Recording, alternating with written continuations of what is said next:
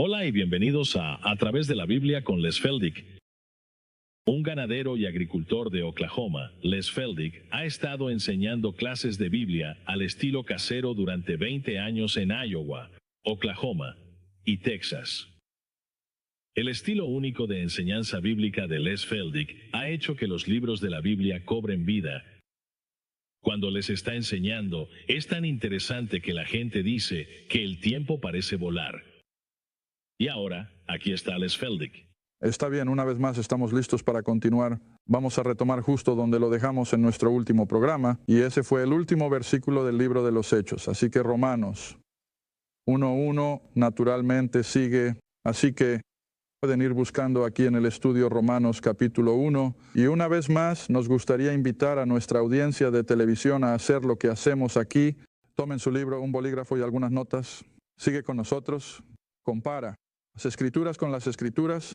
Y lo he dicho antes y lo diré de nuevo. No espero que todos estén de acuerdo conmigo. No tienes que hacerlo. Puede haber puntos de diferencia que son perfectamente legítimos y creo que el Señor lo reconoce. Pero por otro lado, tenemos que tener mucho cuidado de no tratar la palabra de manera descuidada. Creo que todos ustedes que me conocen personalmente saben que tomo esto como una responsabilidad increíble. Siempre que manejamos la palabra de Dios, no es algo que podamos hacer a la ligera. Tiene que hacerse con la guía y la dirección del Espíritu Santo. Y creo que puedo decir honestamente que mi oración diaria es: Señor, manténme alejado del error, porque ciertamente nunca querría engañar a nadie. Y todo lo que espero hacer es simplemente lograr que la gente empiece a disfrutar de su Biblia, y está funcionando.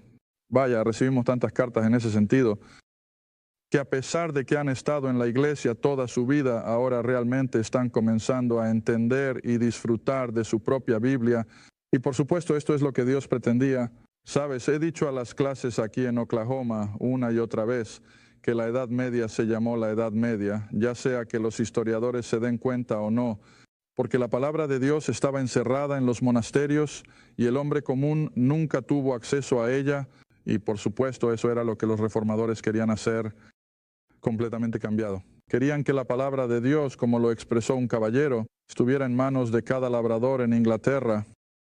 Este libro no está destinado solo a los muy educados, no es solo para los intelectuales, es para todos en todos los estatus, la sociedad.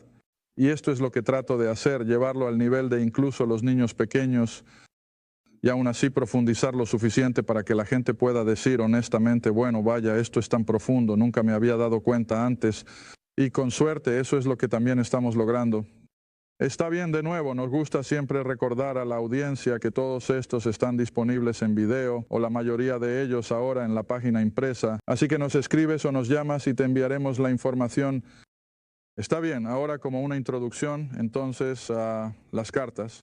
Pablo. No tengo que repetirlo. Lo has oído decir una y otra vez. Creo que Pablo fue el ser humano más grande que jamás haya vivido, aparte de Cristo mismo.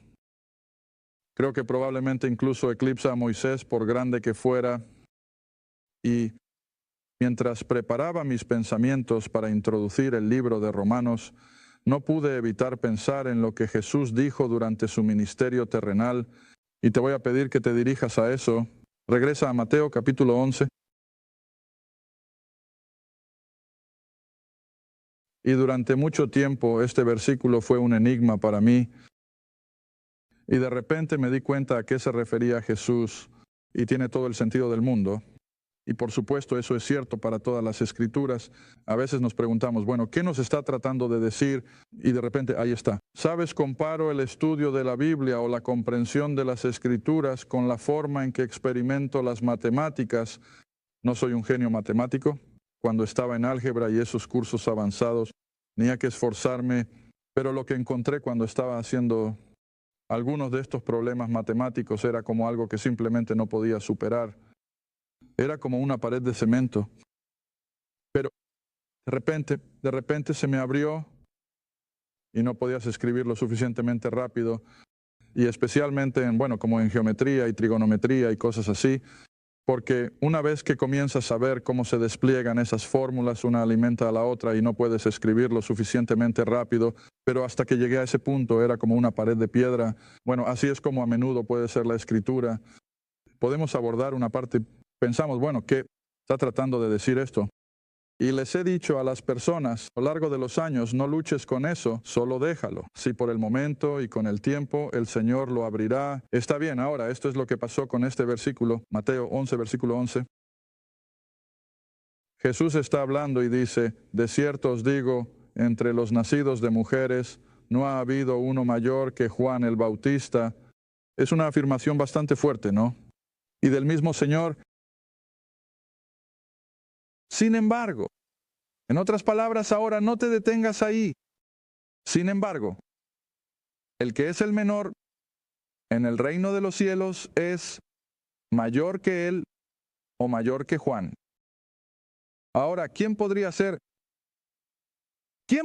el menor en el reino? Está bien, las escrituras. Primera Corintios capítulo 15.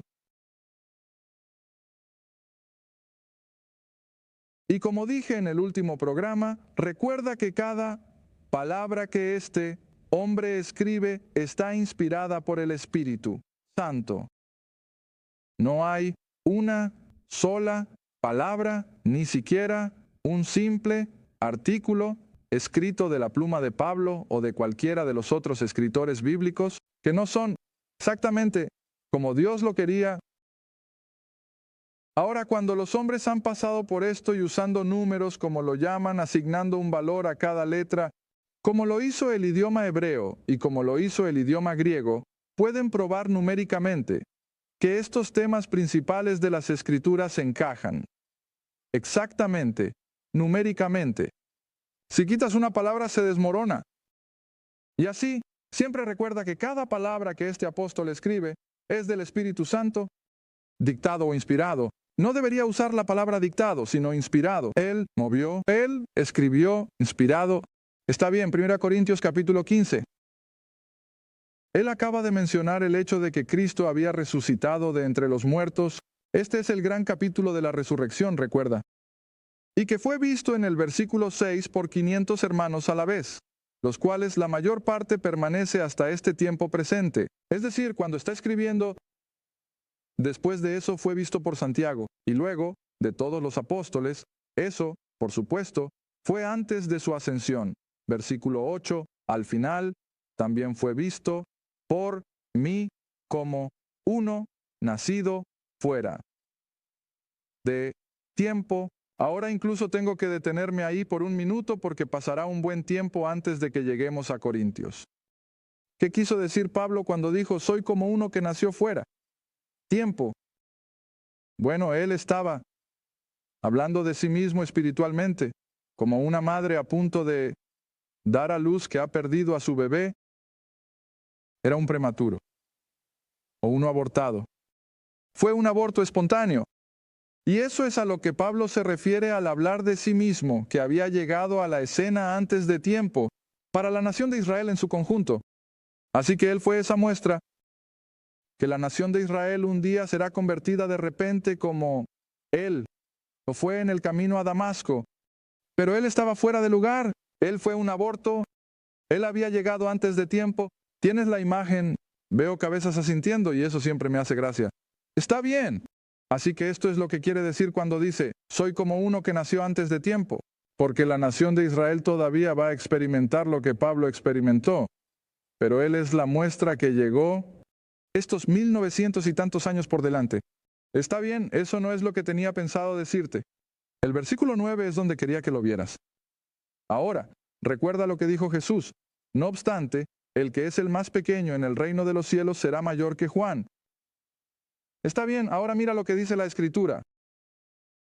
Porque yo, dice Pablo, soy el menor de los apóstoles y no soy digno de ser llamado apóstol porque perseguía la iglesia o la asamblea de Dios, es decir, a esos creyentes judíos en los primeros capítulos de Hechos.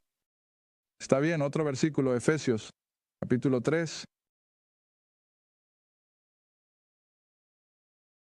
Efesios capítulo 3.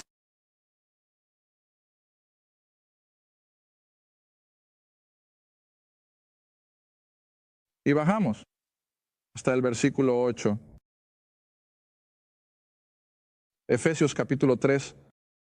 Y de nuevo el apóstol se está refiriendo a sí mismo. A mí, Efesios 3, versículo 8, a mí que soy menos que el menor de todos los santos. ¿Lo estás entendiendo? ¿A quién crees que tenía en mente Jesús cuando dijo, no obstante, el menor en el reino de los cielos será mayor que Juan? Este hombre aquí, según la inspiración del Espíritu Santo, 2 veces se le llama el menor en el reino de los cielos. Y así como un escritor que leí hace años lo expresó, dijo, estoy seguro. Estoy parafraseando lo que dijo. Dijo, estoy seguro de que cuando la iglesia finalmente sea arrebatada para encontrarse con el Señor en el aire, y sabes, el primer evento en el cielo será el matrimonio de Cristo y su novia, la iglesia. Este caballero dijo, estoy seguro de que el apóstol Pablo presentará a la novia al novio. Ahora, no es algo, y tiendo a estar de acuerdo, y así mientras estudiamos los escritos de Pablo, que son los más ignorados, en las escrituras hoy en día, y doy eso como la razón de la desaparición del poder de la iglesia, la razón por la que nuestras iglesias son débiles, la razón por la que pueden estar llenas de miembros, pero son espiritualmente, como dice el Apocalipsis, están en la miseria. Dicen, míranos, somos ricos. Mira nuestro enorme santuario. Mira nuestra planta, como les gusta llamarla. Mira nuestro gimnasio, nuestras canchas de tenis. Somos ricos, ricos. Exactamente lo que Jesús dijo que dirían en Apocalipsis 3 los laodicenses. Ahí es donde estamos. Pero Jesús dijo, eres pobre, eres miserable, eres desdichado y eres ciego. ¿Y sabes por qué lo son? Porque están ignorando a este apóstol.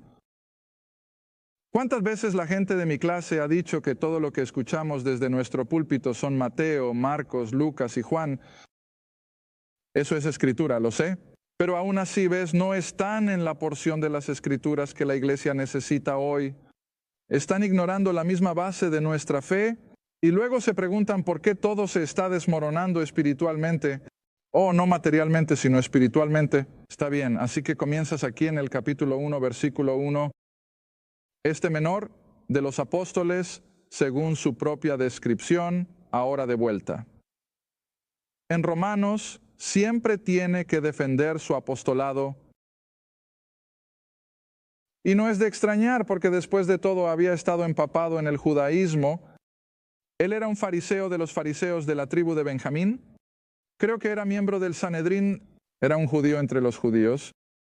Y sin embargo, él es el mismo a quien Dios consideró digno de salvar del judaísmo y lo comisionó ahora para ser el apóstol de los gentiles. Eso está en Romanos 11, versículo 13, donde dice, tan claro como el día, porque soy el apóstol.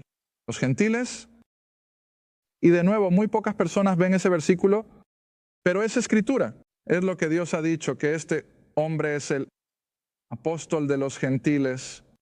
Ahora, es cierto, incluso Pablo dijo que habría otros apóstoles que lo seguirían, y estoy seguro de que consideraba a Bernabé como uno, estoy seguro de que consideraba a Silas como uno, y estoy seguro de que algunos de los otros hombres que siguieron justo en ese periodo de tiempo entre Pablo y el final de ese primer siglo fueron considerados apóstoles.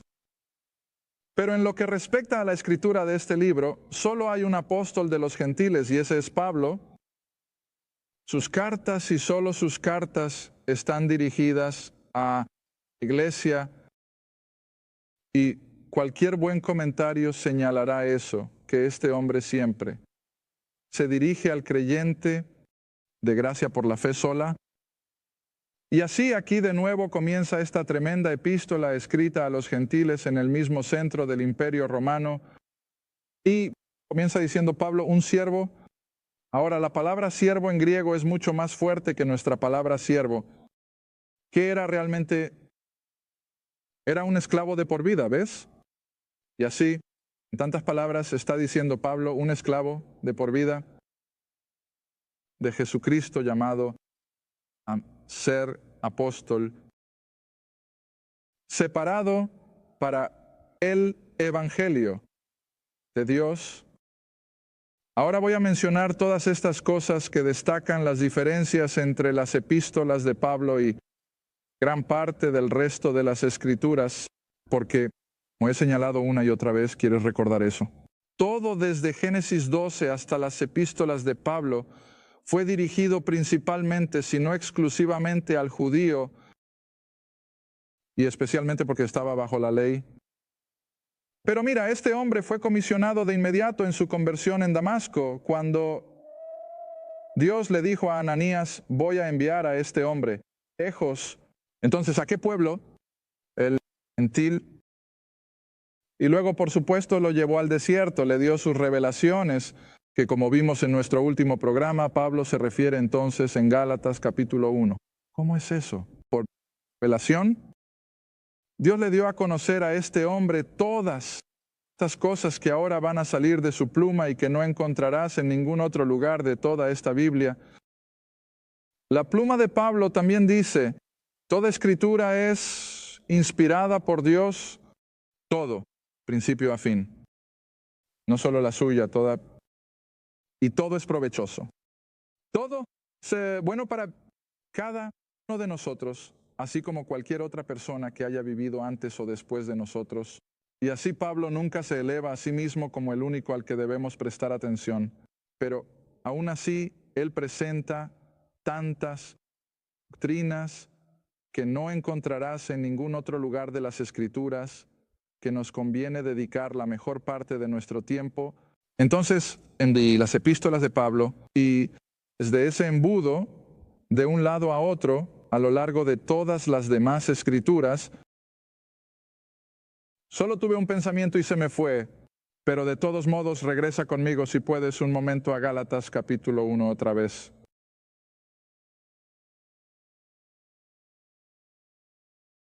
No tengo la intención de hacer de nuestro estudio de las cartas de Pablo algo parecido a un comentario, aunque sin reflexionar sobre esto en los últimos días, hemos estado al aire desde Génesis hasta este punto en el tiempo, durante casi 4 años y medio. Creo que podría fácilmente pasar 5 años solo en las epístolas de Pablo. No sería ningún problema en absoluto, porque hay tanto en esta pequeña sección de nuestro Nuevo Testamento que es tan intrínseco a nuestras necesidades diarias, nuestra necesidad de salvación. Todo está en esta pequeña sección de nuestra mente. Y la mayoría de la gente, hemos estado enseñando Romanos en una de mis otras clases, y creo que todos estamos de acuerdo en que, en su mayoría, el asistente promedio a la iglesia nunca tiene la más mínima idea de mucho de lo que Pablo está tratando de enseñar. Y por supuesto, todo lo que Pablo sabe es la obra de la cruz, cómo Cristo murió por nuestro pecado. Él derramó su sangre. Él fue sepultado. Él resucitó de entre los muertos. Esa es la esencia de todo lo que va a escribir. Está bien, Gálatas, tú estás ahí y yo no. Gálatas, capítulo 1 de nuevo, donde de nuevo en el versículo 1, él como de costumbre está defendiendo su apostolado. Pablo, un apóstol, ven, no de hombres ni por hombre. Ningún hombre, ningún grupo de hombres comisionó a este apóstol, sino por Jesucristo y Dios, el Padre, que lo suscitó de entre los muertos. Ahora, ¿ves cómo Pablo está constantemente mencionando el hecho de que Cristo murió y resucitó de entre los muertos? Versículo 4. ¿Quién entregó por nuestros pecados? Que Él, Cristo, pudiera librarnos de este mundo malvado presente, según la voluntad de Dios y nuestro Padre. Y luego en el versículo 6 me maravillo. Ahora, ¿quieres recordar? El problema con los creyentes de Galacia era que estaban siendo presionados para volver a estar bajo la ley. Legalismo. Haz esto y haz aquello, cumple con esto y cumple con aquello. Y así Pablo tiene que escribir apresuradamente esta pequeña epístola a refrénalos y despiértales. Escucha, no estás bajo la ley, estás bajo gracia. Y así dice, estoy asombrado, me maravillo de que tan pronto te hayas alejado de él. ¿Quién llamó a la gracia? Mira, la gracia de Cristo, a otro evangelio, algo más. que él dice, no es otro. Pero hay algunos que te perturban y querrían. ¿Cuál es la palabra? Pedro. Mira, el cristianismo durante los últimos número de años. Voy a retroceder hasta el cambio de siglo, cuando la crítica superior comenzó en Europa. Desde el cambio de siglo, el cristianismo ahora está siendo bombardeado con perversiones. Ahora, no pienses en la perversión como algo muy bajo en la alcantarilla. La perversión es cualquier cosa que ha torcido la verdad lo suficiente como para que esté descentrada y que va a engañar a la gente. Esa es una perversión. Y así Pablo, incluso aquí, está conociendo que las iglesias de Galacia están siendo pervertidas. Alguien está entrando y diciéndoles que también tienen que cumplir con la ley mosaica.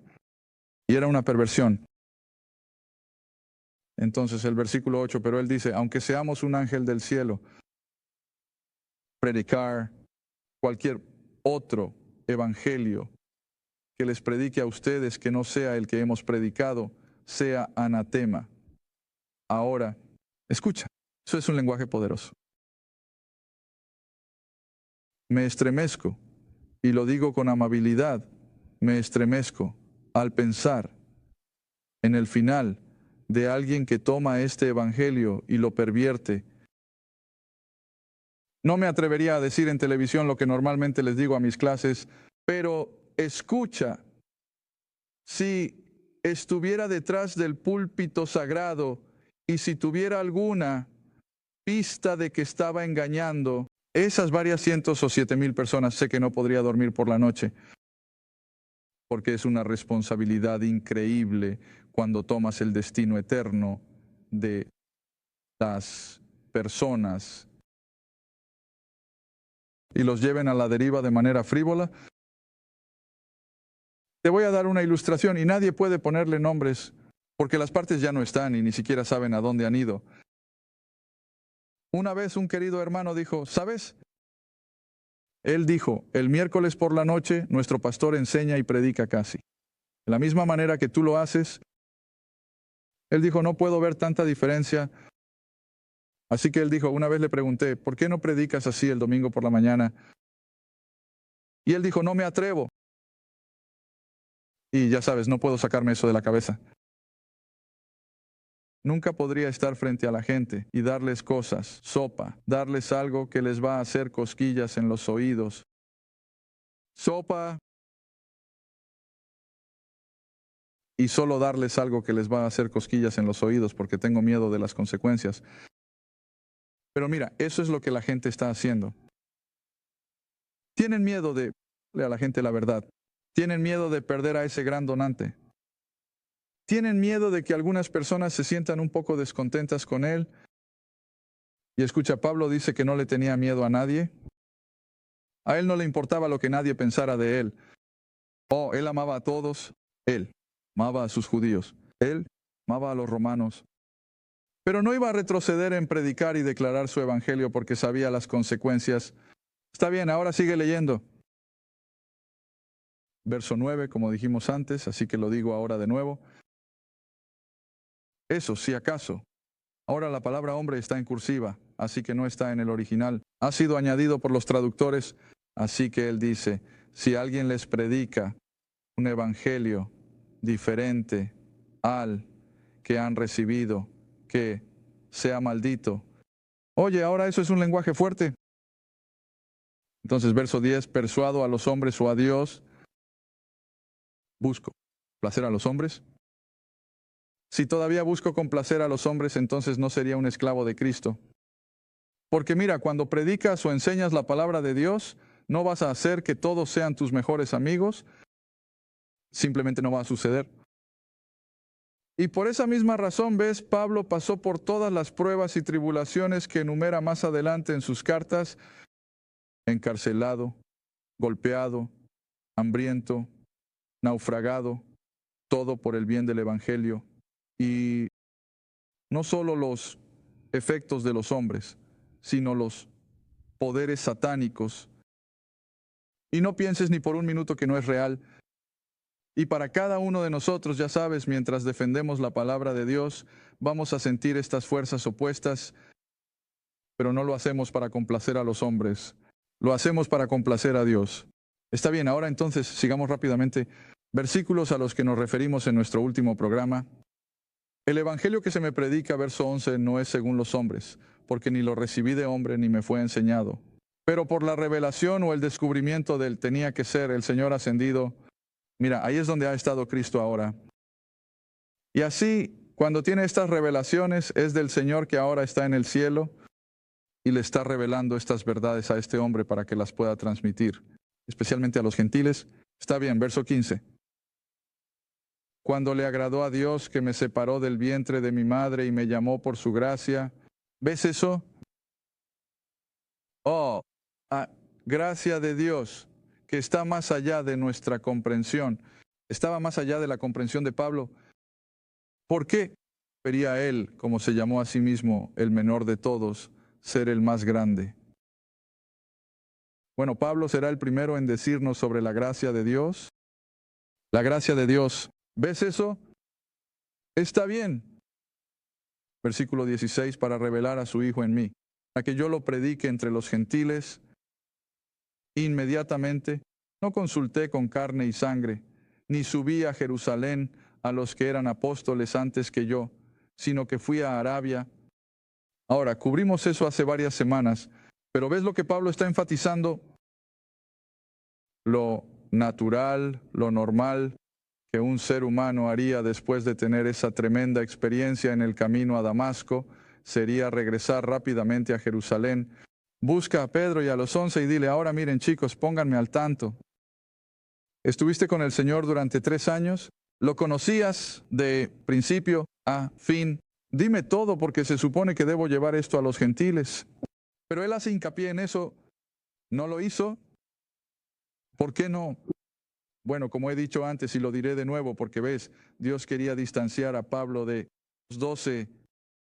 No podía tener nada que ver con ellos en esta nueva economía de gracia porque estaban empapados en el judaísmo y la ley. De hecho, alguien dijo, bueno, si sientes que Pablo estuvo 3 años en el desierto de Arabia, y yo lo creo, ¿por qué tanto tiempo? Bueno, sabes, creo que tomó 1 año y medio en prisión en Cesarea para reunir todas las doctrinas que surgen de una epístola de prisión. Pero le dije a mi clase la otra noche, y de manera bastante ligera, que probablemente al Señor le tomó 2 años y medio sacar el judaísmo de su sistema. Ahora eso requiere esfuerzo. Sabes, incluso he tenido personas que han venido a mi clase y han dicho, chico, tuve que deshacerme de todas esas otras cosas que había estado escuchando desde que era pequeño, y lo hacemos. Tenemos que empezar con una pizarra en blanco, y eso es lo que Pablo tuvo que hacer. Tuvo que dejar de lado todo ese trasfondo en judaísmo y legalismo, tuvo que apartar todo eso para poder ser totalmente el predicador de la gracia de Dios. Y recuerda, la gracia es un favor inmerecido. Gracias por ver A Través de la Biblia con Les Feldick, un estudio bíblico semanal.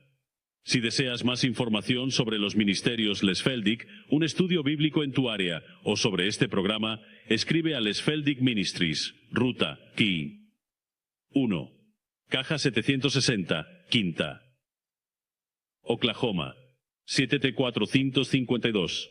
Esa es la Ruta 1, Caja 760, Quinta, Oklahoma. CDMI A Través de la Biblia con Les Feldick es apoyado por los espectadores, y tu donación es apreciada. Gracias, y asegúrate de sintonizar la próxima vez para A Través de la Biblia con Les Feldick